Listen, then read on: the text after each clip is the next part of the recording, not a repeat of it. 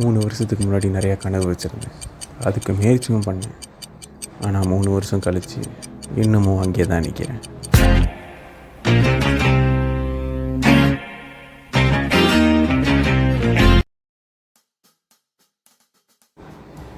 Problem என்னென்னா, நான் முயற்சி பண்ணேன், பட் வெறித்தனமாக முயற்சி பண்ணலை, முயற்சி பத்தலை.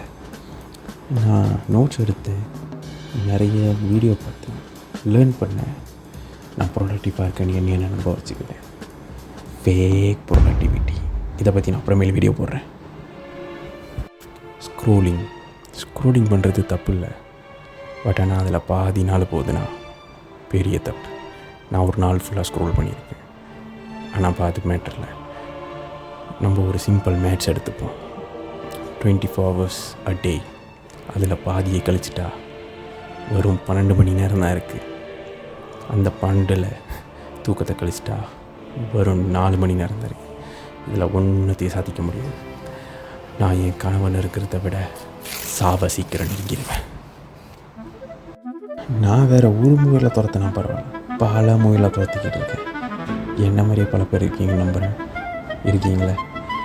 பட் எனிவேஸ், நான் இப்போ இருக்கிற ஏஜுக்கும், ஐயோ அதை பற்றி பேசினாலே பயம் வருது. எனக்கே நான் உருவாக்கிக்கிட்ட ப்ராப்ளம்ஸ்க்கும் என்ன பண்ண வச்சுருக்கிற சிச்சுவேஷன், ஐயோ வேணாம், அதை பற்றி பேசணும்.